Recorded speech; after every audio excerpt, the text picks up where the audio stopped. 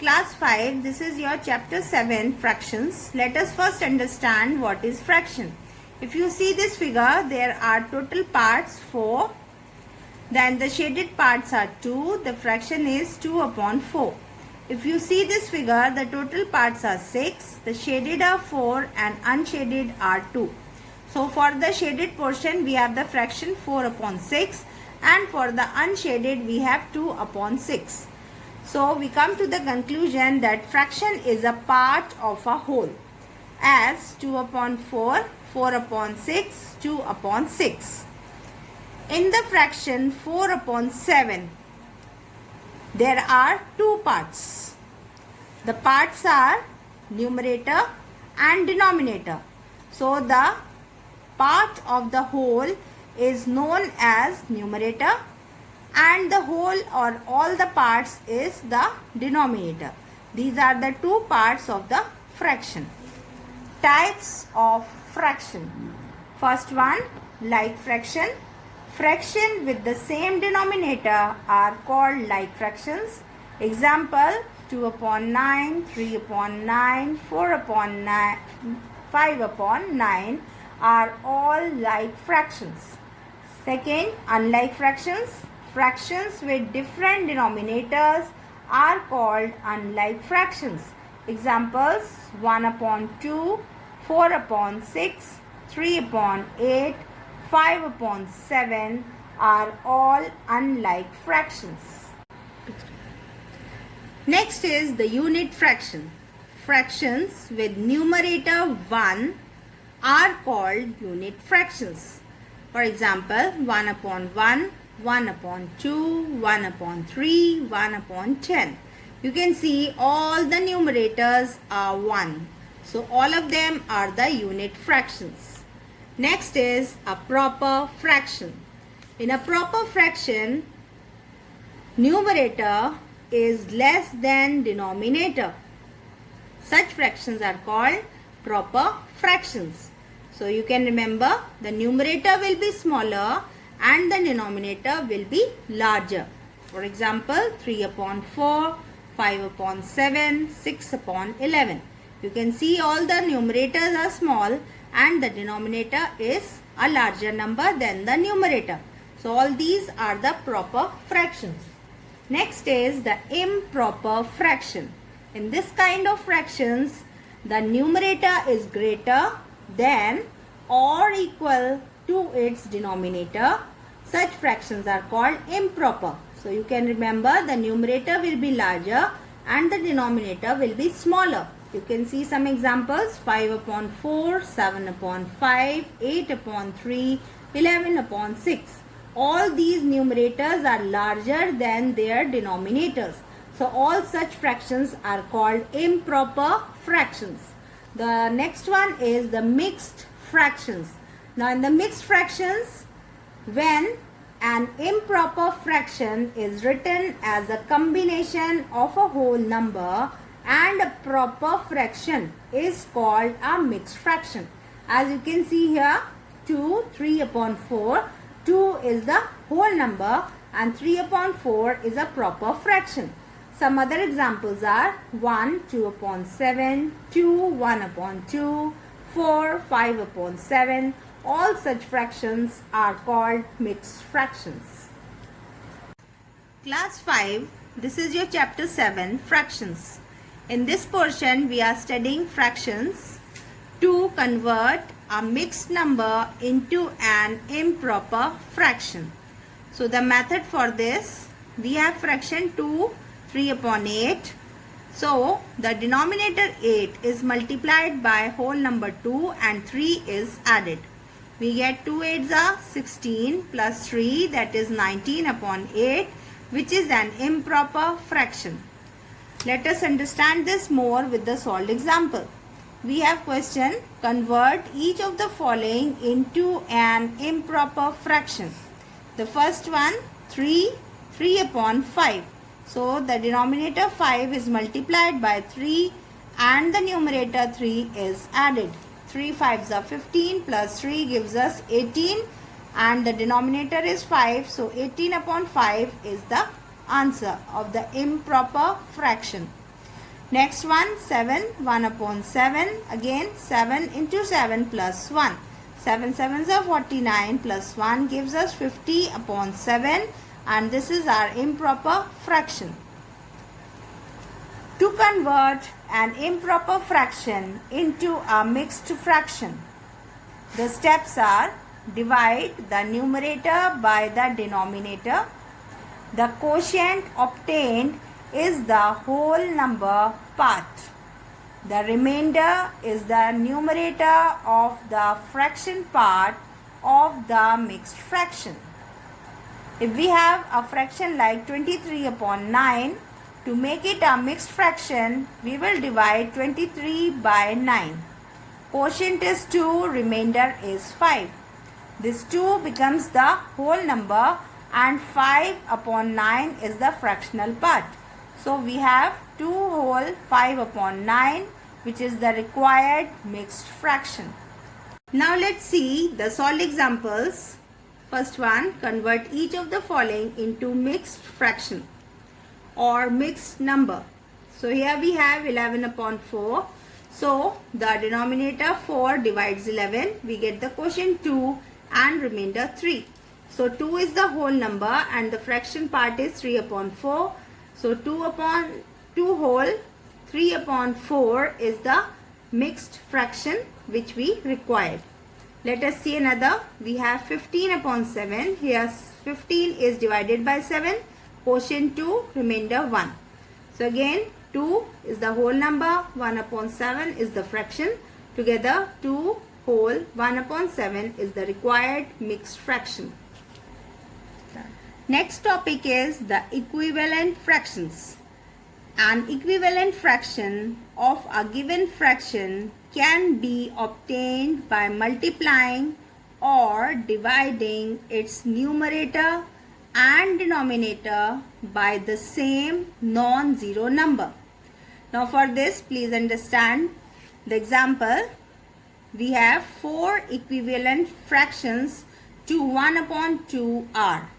So as we have just now seen that the numerator and the denominator has to be multiplied by the same number. So in 1 upon 2 we multiply 2 in the numerator as well as 2 in the denominator. Then again in the next fraction 3 in the numerator, 3 in the denominator.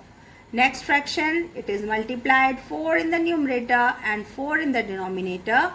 Again in the next fraction 5 in the numerator and 5 in the denominator. So the equivalent fractions so obtained for 1 upon 2 will be 2 upon 4, 3 upon 6, 4 upon 8, 5 upon 10. Hence the fractions equivalent to 1 upon 2 are 2 upon 4, 3 upon 6, 4 upon 8 and 5 upon 10.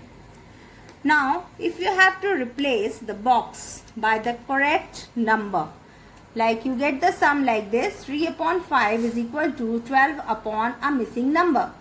So to find this, first we have to make the equivalent fractions. So if we see 3, the equivalent fraction for 3 upon 5, 3 multiplied by 4 gives us 12. It means we need to multiply this 4 by the denominator also. So we get the required missing number which will be 20. Next example, write an equivalent fraction of 5 upon 9 with denominator 45. That means we have 5 upon 9 equal to a missing number upon 45. So again we have to make it a equivalent fraction. So we see that if we multiply the denominator 9 with 5, we get 45. And again this 5 has to be multiplied with the numerator and we get 25, which is the missing number. So the 5 upon 9 and 25 upon 45 are equivalent fractions. Let us see another example. Find an equivalent fraction of 35 upon 40 having denominator 8. Now in this case we can see that 35 upon 40 is equal to some missing numerator and denominator is 8. And the same procedure we have to follow. Make the equivalent fraction of this fraction. So we see that 40 is a larger number than 8. It means we don't need to multiply, rather we have to divide. And we know that 8 5s are is 40. So 40 if divided by 5, we will get the result as 8. So the same 5 we have to divide with the numerator and we get the result 7, which is our missing number.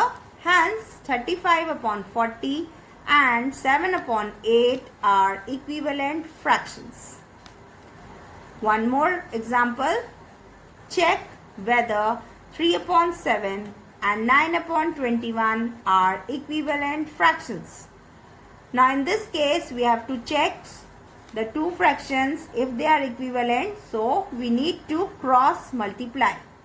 Cross multiply means the numerator of the first fraction will be multiplied with the denominator of the second fraction, and the denominator of the first fraction has to be multiplied with the numerator of the second fraction. And when we multiply, we find both the results are same. We get 3 21s are 63 and 7 9s are 63. The two cross products are equal, hence 3 upon 7 and 9 upon 21 are equivalent fractions. Class 5, this is your chapter 7, fractions. Now we will study fractions in lowest term or in simplest form. A fraction is said to be in lowest terms or in simplest form if the HCF of the numerator and the denominator is 1. Let us understand this better through the example. We have 25 upon 36 and 21 upon 35. First we will take out the factors of 25 and 36, 21 and 35. And we find the HCF of the two numbers. In the first case we have HCF 1. In the second case we have HCF 7. Hence we come to the conclusion that 25 upon 36 is in its lowest term, whereas 21 upon 35 is not in its lowest term. Now let us understand how to reduce a fraction to its lowest term or in simplest form. So we have rule number 1. To reduce a given fraction to its lowest term, we divide the numerator and the denominator of the given fraction by their HCF. Example, reduce 18 upon 24 to its lowest term. So first we will find all the factors of 18 and all the factors of 24. We get HCF as 6. That is the highest common factor. So 18 and 24 are divided by 6. We get 3 upon 4. Hence 18 upon 24 in its lowest term is 3 upon 4. Rule number 2. Divide the numerator and the denominator of the given fraction by their common factors till we are left with only the common factor 1. So here we have a fraction 28 upon 42. First we see that both the numerator and the denominator are divisible by 2. So we divide them by 2 and we get 14 upon 21. Now again we observe that these two are divisible by 7. So we again divide it by 7 and finally we get 2 upon 3. 2 upon 3 cannot be divided by any other number than 1. Hence 28 upon 42 in its lowest term is 2 upon 3. Now just see some solved examples. question is, which of the following are in the simplest form? We have two fractions given here, 21 upon 40 and 15 upon 20. So first we find all the factors of 21, 40, 15 and 20. Now in the first fraction we find the HCF of the two numbers is 1. In the second fraction we find the HCF of the two numbers is 5. So we come to the result that 21 upon 40 is in simplest form. Next example, reduce 16 upon 24 to the simplest form. Solution. First, find the HCF of the numerator and the denominator. Second, divide the numerator and the denominator with the HCF. Now here the fraction is 16 upon 24. So we find the HCF of both of these numbers and we find the HCF is 8. So 16 upon 24 is divided by 8 and we get 2 upon 3. So finally we can say 16 upon 24 is in its simplest form is equal to 2 upon 3.